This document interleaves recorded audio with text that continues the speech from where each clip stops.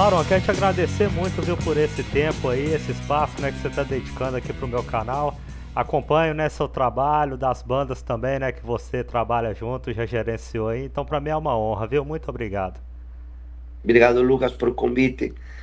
E daí, meu caro, como você está? Muito bem, obrigado, Barão, obrigado mesmo, tá? Eu queria que você falasse um pouquinho da sua história, Barão, lá do início, né? Como que foi a sua transição, assim, para entrar nesse mundo empresarial, né? Do lado do rock, você já foi direto para ele, ou começou como músico e partiu para ele, né? Como que foi isso aí na sua vida? Nunca quis ser músico e eu entrei direto com meus objetivos eram trabalhar mesmo por trás dos backstage, ou por trás dos palcos. Então, na verdade, eu me preparei em todo o meu percurso de minha vida para isto. Sendo ainda muito novo, eu já sabia que eu queria fazer isto.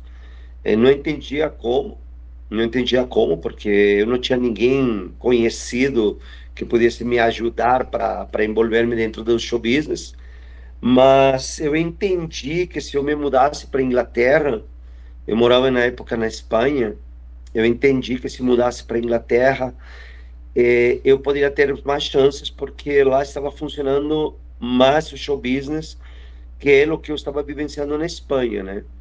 E aí que eu fiz, me inscrevi, fiz minha faculdade de cinema lá, querendo visar justamente show business, ou seja, porque naquela época, no final dos 80, o cinema era um jeito de poder entrar para os videoclipes. Então, na verdade, eu fui a fazer cinema, mas para tentar entrar dentro do show business. E foi o que realmente aconteceu. Dentro do cinema, encontrei umas pessoas que também estavam relativas à música, e foi isso que me foi levando a uma outra coisa e outra coisa. E aí já se passaram 34 anos. E na sua vida, os músicos brasileiros, eles vieram depois ou vieram antes aí na sua carreira? É engraçado que sempre eu tive um relacionamento com o Brasil muito perto, por simpatia, por meus pais viajar no Brasil, porque eu já consumia música brasileira naquela época. Eu sempre fui um cara que gostava de ter vinil, ia em qualquer país que eu ia, comprava. Então, me lembro de, inclusive, ter vindo para o Brasil com meus 15 anos por primeira vez e ter assistido, por exemplo, um show de Lobão, naquela época de Vida Bandida, creio que foi nessa época. É, e sempre assim, eu tinha aquele relacionamento emocional de alguma maneira. Meus amigos eram brasileiros, então, como qualquer adolescente que cria laços de amizade e de amor com o país. Então, o Brasil sempre foi assim. Quando eu me fui para a Inglaterra, justamente a pessoa que eu conheci lá dentro do show business era um brasileiro, que ele conhecia os caras de Sepultura, e foi por aí que começou tudo meu desenvolvimento musical, e como produtor lá na Inglaterra. Parou, e você já se deu assim muito com músico brasileiro, músico gringo também, né? Você nota muita diferença assim, em questão de lidar com os músicos, questão de relação, questão de ego também, né? Tem muito dentro da música. Tem muita essa diferença entre os brasileiros e os gringos? O ego dentro da música ele é igual em todos os lugares. A diferença está muito mais no trato dos músicos ou da equipe dos músicos. Eu acho que é uma coisa muito cultural. E nos Estados Unidos, os americanos, as equipes americanas, eles são mais grossas, grosseiras mesmo, mais brutos, vamos falar. Já aqui no Brasil, tudo tem um pouco mais de tato. Uhum. E o ego sempre existiu em show business, possivelmente na época de antes era maior, mas toda pessoa, não é só os músicos, toda pessoa que tem poder, em um momento, quando ele perde o chão, quando ele perde o sentido de se entender que é um ser humano, ele termina também perdendo-se. Isso não passa apenas entre os músicos, você pode ver os políticos, principalmente, passam por essas circunstâncias, atores, qualquer pessoa que tem um pouco de poder, até pessoas pobres que têm dinheiro, de repente, por, que surgiram de um momento para outro um negócio, terminam se sentindo. Os pseudo-jornalistas hoje, que são os caras que estão hoje, todo mundo é blogueiro, né? Uhum. Até os blogueiros estão se achando demais, então, sem ter tido nem sequer construir uma carreira de história, né? Continuando falando de relacionamento, assim, você tem muita experiência com as bandas, né? Quando que você percebe que dentro de uma banda assim, o relacionamento começa a estremecer, ou entre os membros, ou entre logo você e algum membro, né? Ou entre os membros e a equipe da própria banda? Qual o ponto assim crucial que você vê que começa a ter esses problemas assim? O relacionamento, se igual como qualquer um, como de marido e mulher, como de namorados, como de melhores amigos, eles vão ser sempre, vão ter seus desencontros, sempre. Eu acredito que no momento que as pessoas param de falar ou de conversar sobre eles e param de um ouvir ao outro e às vezes ceder, nesse momento começa tudo a se roer e a se corroer. Então, primeiro começa a roer e depois se corrói, né? E quando se corrói, aí ele entra mais profundamente e muitas vezes entre os músicos, para evitar conflitos, eles vivem guardando coisas entre eles. E aí, de repente, tem uma explosão que já chega a um ponto onde não tem mais uma volta para trás, porque essa explosão, na verdade, é o sumo de toda uma história de problemas. Então, eu acredito que, em meu caso, por exemplo, como empresário que eu sou de artistas, eu sou um cara que eu gosto de me chamar como até um psicólogo, né? Eu sou o cara que administra os relacionamentos entre eles. E, e tem outra situação, eu acredito que também toda banda precisa de um líder. E mesmo que muitas vezes eu tenha que ser a figura do líder, essa figura do líder nem sempre para mim, não é porque eu quero me sentir poderoso, e sim porque necessita ter um comandante que leva.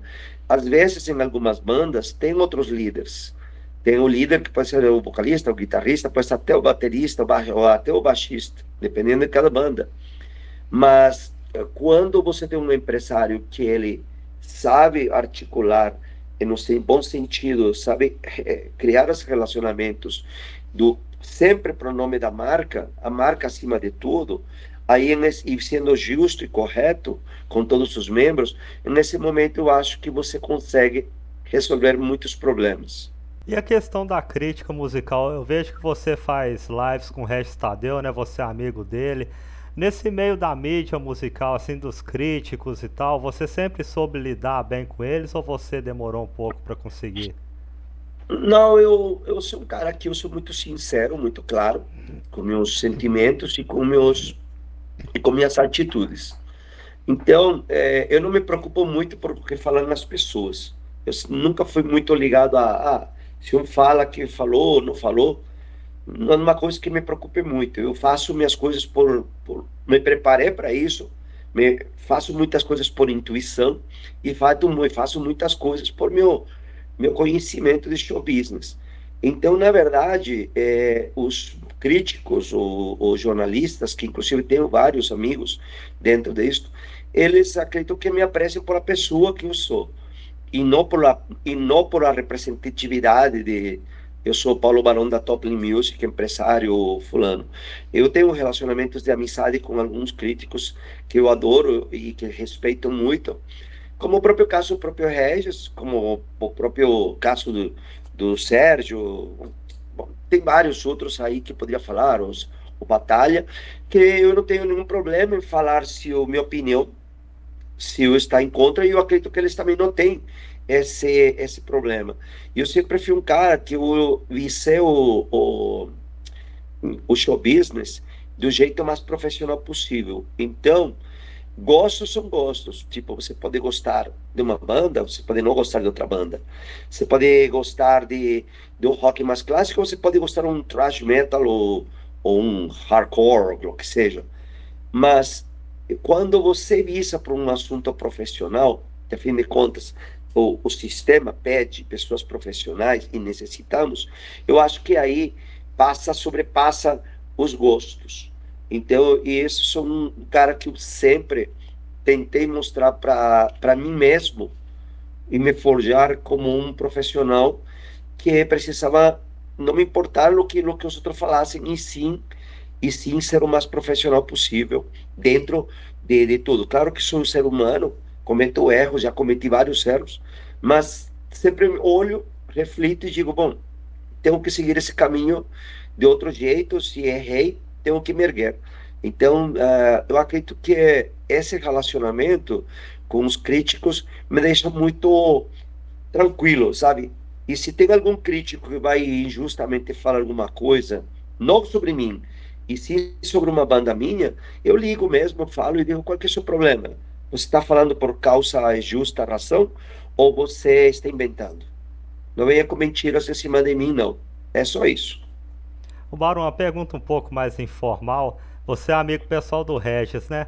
Esse Regis que a gente vê no canal dele, assim, na mídia, é um personagem um pouco que ele cria ou ele é daquele jeito mesmo, na No vida Regis é pessoal? assim mesmo. O Regis é assim mesmo. Eu acho que isso é o mais legal do Regis, que ele é realmente desse jeito. Então, ele se sustenta em cima do que ele é realmente. É claro que muitas vezes eu acho que ele exagera. Hoje mesmo estava um momento lá em cima ouvindo o disco de Histeria de Def Leppard, que é uma das bandas favoritas. E eu sempre que escuto me lembro do Regis porque digo, cada coisa que inventa, digo que o Def Leppard morreu no Through the Night. Aí eu estava pensando, então Iron Maiden também morreu, Paul Diano saiu, entendeu? Que mudou drasticamente a sonoridade da banda. E eu acredito que às vezes ele fala algumas coisas para impactar, mas no conceito de lo que é o Regis é Regis. E é muito autêntico, isso que eu gosto dele. Eu gosto sempre de perguntar sobre esse cara, né? Já faleceu, que é o André Matos. Como que era um pouco da sua relação pessoal com o André, né? Perguntei também ao Rafael, né? Tive a oportunidade de gravar com ele. E eu tenho muita curiosidade em relação a esse lado pessoal, né? Do André. Como que era? Primeiro que a curiosidade matou o gato, viu?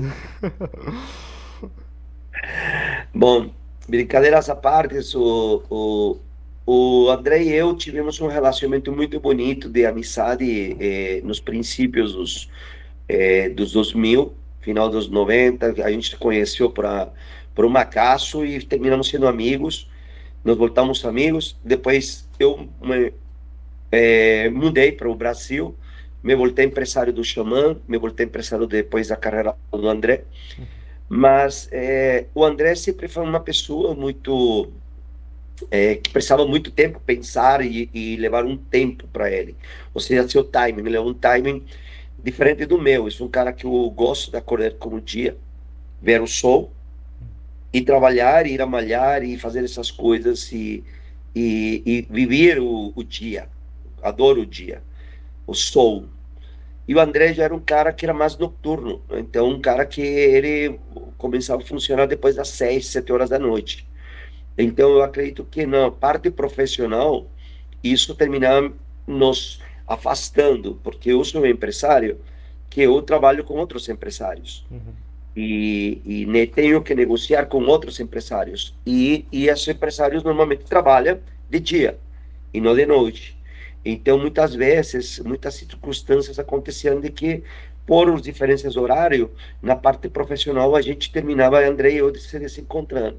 Mas nossa amizade de carinho sempre foi muito real, muito emotiva, muito especial.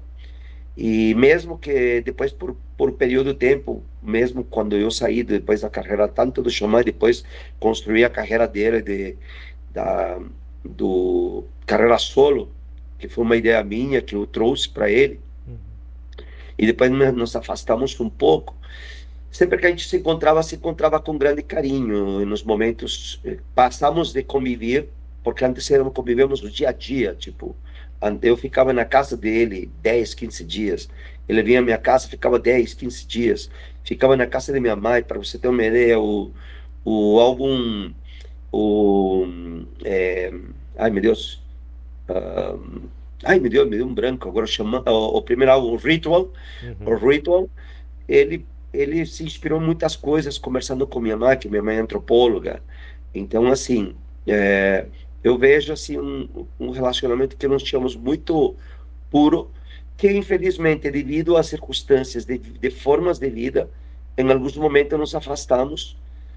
E, bom, ele se foi, infelizmente. Sentimos muito a sua falta, sinto muito sua falta, muitas vezes. E muitas das coisas que às vezes penso sobre André, até recentemente na gravação do DVD acústico do Angra, sempre a gente quer trazer uma referência para ler para a lenda dele, né? Porque não é só a memória dele, é também nossos laços de nós, para mim, o que representou André para minha vida e que foi uma coisa muito grata em todos os sentidos. Você citou a gravação do DVD do Angra, né? Se não me engano, foi esse final de semana. O que o público pode esperar um pouco dessa gravação aí? Eu vi lá, né? Eu sempre acompanho as redes sociais, principalmente do Rafael, né? Lá dentro do Angra, eu vi o cenário muito top, né? Que foi armado lá. O que o público pode esperar aí desse DVD? Cara, sabe que eu não gosto dessa frase de que parece ser muito clichê essa, de que você pode esperar, sabe? É Uhum. muito, muito clichê, porque todas as pessoas sempre buscam, o que posso esperar?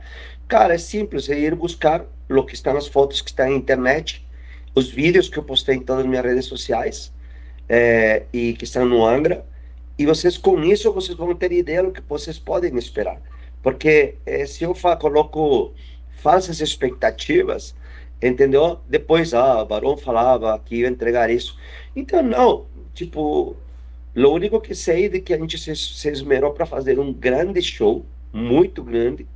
Eu não tive nenhum receio em investimento de produção. Tivemos um investimento muito grande de produção. Contratamos os melhores produtores para gravar esse. Um diretor de cinema, inclusive, que está fazendo toda a fotografia e todo o que criou para a gente, que foi gravado. E, cara, agora já está aí. Já está aí. As músicas são as que não está aí, que está em internet. Então, eu não posso prometer nada, só posso prometer que finalmente vamos ter um DVD acústico da banda. Vai ser um DVD, deve ser por certeza também um Blu-ray, deve ser também um CD. E possivelmente depois disso, quem sabe a gente faça alguns shows acústicos. Vamos ver como acontece. Tem muita coisa acontecendo agora com Angra. Está saindo um novo álbum, né? Cycles of Pain. Então, tem muita coisa acontecendo no mundo Angra e tem um planejamento com eles até 2005, desculpa, Sim. 2025, até março de 2025. Então, todos esses projetos fazem parte desse planejamento. O Barão, uma banda também que sempre cruza a imagem, né, com você aqui no Brasil, de quem conhece a história, é a dos Scorpions, né? Como que você conheceu o pessoal lá? A sua amizade começou antes da parte de trabalho lá dentro da banda? Na verdade, meu relacionamento com Scorpions começa emocionalmente, porque minhas três bandas favoritas são Scorpions, Def Leppard e Van Halen. Uhum. Sem te colocar qual que está em primeiro lugar. Então, meu relacionamento com Scorpions foi musical, sempre de uma situação afetiva, de eu sendo um mexicano, que sempre morei fora do México, desde os 14 anos, e meu relacionamento com meus amigos era por meio da música. Então, eu me lembrava de meus amigos de infância por essas músicas que ouvíamos juntos, com meu melhor amigo, o nas festas, que tínhamos de adolescentes que escutávamos essas bandas. Então, quando eu me mudei para a Espanha, a primeira banda que eu tive a oportunidade de assistir ao vivo foi justamente Scorpions, e que tirei fotos. Então, a partir daquele dia, eu decidi que eu queria fazer parte do show business, não sabia como. Depois, quando eu entrei no mundo dos Scorpions, foi profissionalmente. Foi de fato, aliás, hoje é o aniversário da Tarja Turunen, e creio que foi a Tarja Turunen que comentou sobre mim para o Klaus Meine, 2004. E naquela época o Nightwish era uma banda muito grande, muito forte, e eles tinham feito um programa de TV juntos, alguma história assim. E perguntaram quem era o cara que tinha movimentado, feito acontecer o Nightwish na América Latina, e eles falaram meu nome. E aí o Scorpion me buscou, me convidou para assistir um show deles, pagou minhas passagens, minha estadia e tudo, e foi lá. E a partir daí se cresceu um novo relacionamento maravilhoso, que durou profissionalmente 7 anos, e depois eu tive que me afastar por problemas de saúde. Eu tenho fibromialgia, eu estava com depressão e queria entrar num ritmo mais tranquilo. Então, mas minha amizade com eles se mantém intacta sempre que a gente se encontra, estamos juntos. Quando vem à América Latina, ou quando eu vou na Alemanha, me encontro com eles, ou em qualquer lugar, sempre sou um convidado super exclusivo, não apenas eu, sino meus amigos e meus familiares. Então, é um relacionamento de amor lindo, uma história bonita, que me sinto muito orgulhoso de ter com eles. Praticamente é meu parecido também ao meu relacionamento que eu sinto que tive com o André Matos. Você pensa em lançar mais algum livro, escrever outro com algum bastidor assim, ou sobre alguma das pessoas que você já trabalhou aí, ou sobre uma autobiografia, quem sabe, né? Eu sou um cara muito, como posso falar, workaholic, então eu não consigo estar parado. E quando eu sinto que estou me acomodando, eu já invento outra coisa para fazer. Então, assim, no meio da pandemia, eu cheguei a escrever uma parte com meu parceiro que fizemos o livro juntos, o Emerson Lambersa, e chegamos a escrever algumas partes do livro, inclusive adiantamos bastante, porque passamos umas de 70, 80 páginas. Só que aí, no meio da pandemia, ele está morando na Inglaterra, era difícil nossa conversa, isso tem muito a ver com feeling. Então a gente estacionou. Aí no meio do tempo da pandemia, por incrível que pareça, eu me mantive muito ocupado, porque aí era o canal do Regis Tadeu, onde eu passei a ser muito atuante, com muitas entrevistas, com outras coisas, e depois eu entrei a produzir uma série de TV, então, que se chama Os Garimpeiros do Rock. E essa série, aí eu passei a me dedicar a produzir essa série de TV e atuar dentro dessa série, que isso levou 2 anos. Então, assim, o livro ficou estacionado. Não quer dizer que eu não vou lançar outro livro, porque se, também não está dentro dos meus planos imediatos. Muita gente me pede, o livro foi um grande sucesso de vendas e também acho que de reconhecimento para as pessoas. As pessoas gostaram muito, e vejo que muitas pessoas se inspiraram por esse livro, e me sinto muito grato também por isso, por ter como história, né, a fazer que algumas pessoas se inspirem para, sei lá, para a sua própria vida, buscar sempre ser melhores, ou às vezes não decair nos momentos difíceis, sabe? Não quer dizer que eu seja um cara melhor que ninguém, não. Eu simplesmente tive uma história, e devido aos países que eu ia passando dentro da música, eu ia encontrando saídas e sempre caminhos como resolver meus problemas. Mas problemas como todos, só que eu ia aprendendo, e isso eu coloquei no livro. Agora, se eu colocasse nesse outro livro, teria que fazer uma segunda parte, possivelmente uma continuação, e tem que ver, né? Porque, como estou falando, estou no meio de muita movimentação. Eu não apenas faço isso, sino também eu contrato bandas, faço turnês de bandas internacionais.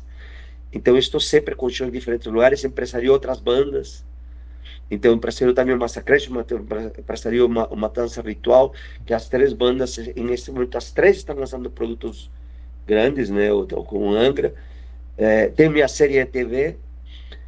Então, tipo assim, é muito trabalho todo dia, graças a Deus, muito trabalho todo dia, mas o livro trouxe uma sensação tão bonita quando vejo algumas pessoas que me encontram assim em shows, me levam o livro para que eu assine, e que me dizem coisas como que estavam deprimidos, e o livro ajudou.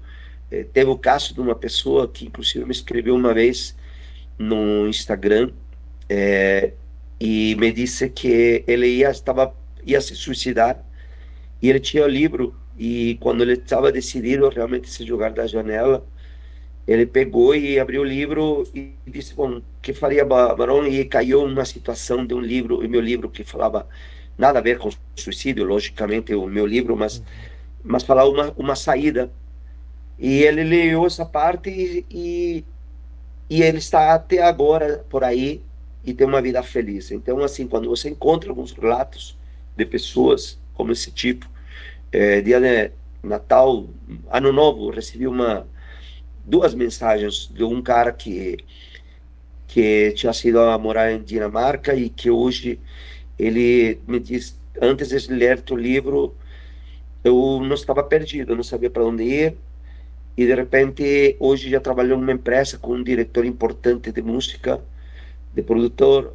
Então, assim, alguns relatos de pessoas, aí eu fico pensando se só pela pessoa essa aqui, se ela não se suicidou por ter lido um conselho ou por qualquer coisa, meu livro já cumpriu sua meta. Então, o resto do resto, realmente, o demais, o demais.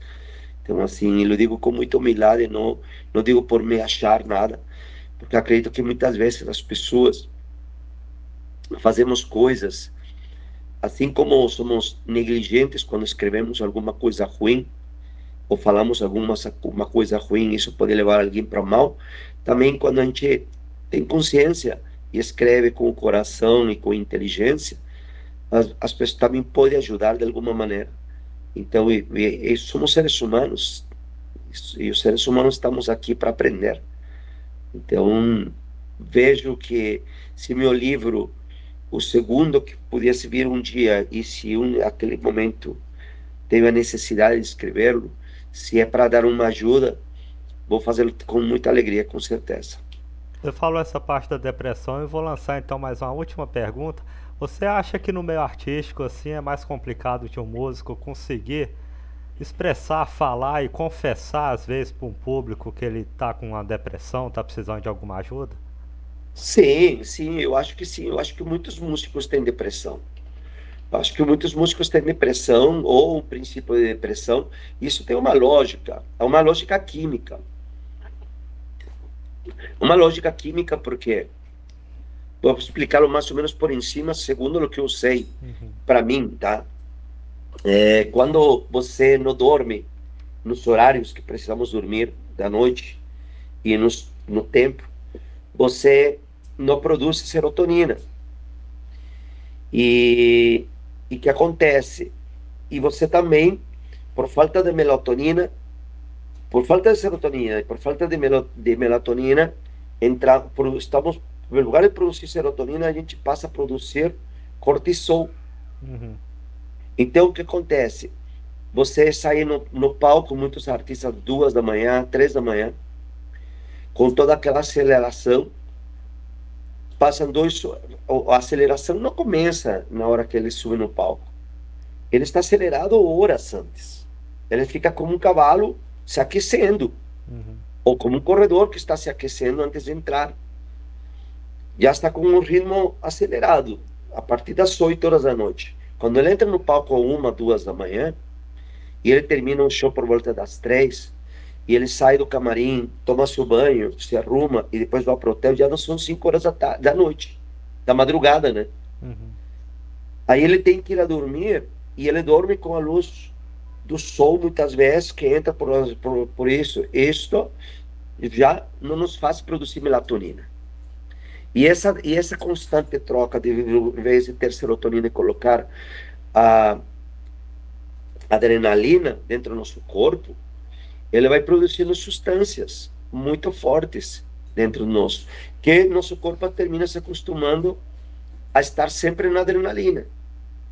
Então, essa constante estar na adrenalina, quando de repente o artista chega no exaustidão e para uma turnê, e ele para por 2, 3, 5 meses, 6 meses, ele vê um buraco, Uhum. porque ele perde tudo. Ele chega em casa, que era tudo o que ele queria, tem a esposa, tem o filho, a filha, tem a mãe, tem aquela casa, tem aquele carro, mas depois dos 3, 4 dias ele passa a ser um ser humano normal. E eu passar a ser um ser humano normal, que tem que lavar os pratos, que tem que colocar a roupa na lavadora, que ninguém bate palmo para ele, e que ele precisa ir a dormir em um horário e ele não consegue dormir na noite, começa a entrar muitas vezes a depressão. E aí, e muitas vezes essa depressão tem a ver muito mais com um efeito químico. Muito mais com um efeito químico. E as pessoas, e muitos deles possivelmente não aceitam. E por não aceitar, não querem produzir de novo adrenalina. E assim se volta um vício. Adrenalina e por aí vai, entende? Então eu acho assim, os descansos, por isso que para todas as minhas bandas eu dou sempre descanso. Eu gosto de não fazer turnês tão longas. Eu já fiz turnês longas e eu vi que não dava certo. Não dava certo, né? Então você tem que fazer uma turnê, um período de tempo, descansar, sair de novo, faz de novo, para que o corpo esteja sempre tendo os seus espaços de vitamina D, tomar água, boa alimentação, ir no banheiro adequadamente, tudo isso afeta aqui no seu cérebro. Barão, quero te agradecer muito de novo, viu? Quer divulgar alguma coisa, passar alguma rede, algum site aí? Fica à vontade, viu? Nada aí, se vocês têm interesse, meu Instagram aí aparece aí, Toplink Music, tá? Aí são nossas redes sociais da Toplink. E encontro vocês em algum lugar na estrada, tá bom? Vivam a música como amor, que quem escuta a música nunca está só. Beleza, muito obrigado, viu? Saúde pra vocês, sucesso, viu? Pra você e pra sua família toda aí. Saúde para vocês também. Obrigado.